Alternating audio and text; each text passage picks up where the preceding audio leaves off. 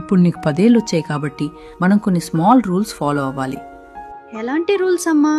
మొదటిది, నువ్వు ఏడవటం వల్ల అన్నీ సాల్వ్ కావు. ఏదైనా ప్రాబ్లం ఉంటే క్లియర్ది చెప్పాలి, ఏడ్చి సాధించకూడదు. That is called communication. రెండవది, నీ హోంవర్క్ నువ్వే చేసుకోవాలి, వేరే వాళ్ళ మీద డిపెండ్ అవ్వకూడదు. నీకేమైనా డౌట్స్ వస్తే హెల్ప్ అడగాలి. That is independence. మూడవది, బొమ్మలతో ఆడుకున్న తర్వాత వాటిని ఎక్కడ తీసావో అక్కడే పెట్టాలి. That is being organised. నాలుగవది, బ్యాడ్ వర్డ్స్ అస్సలు వాడకూడదు. That shows respect. ఐదవది, నువ్వు తప్పు చేసినప్పుడు మనస్ఫూర్తిగా క్షమాపణ చెప్పాలి. That is responsibility. ఆరవది, తెలిసిన వాళ్ళని చూసినప్పుడు మంచిగా పలకరించాలి. That is good manners.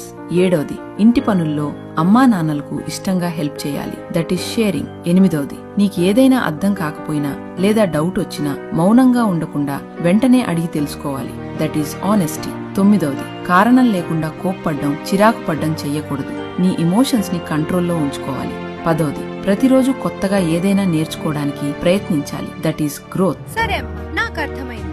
Very good. ఇవాళ ఈ రూల్స్ స్ట్రిక్ట్ గా అనిపించొచ్చు, కానీ రేపు మీ పిల్లల భవిష్యత్తుకు ఇవి చాలా అవసరం. బాల్యంలో నేర్పే క్రమశిక్షణే జీవితంలో బలంగా మారుతుంది. ఈ చిన్న పాఠాలు గొప్ప జీవితాలను తీర్చిదిద్దగలవు. ఈ మెసేజ్ ని పిల్లలను పెంచుతున్న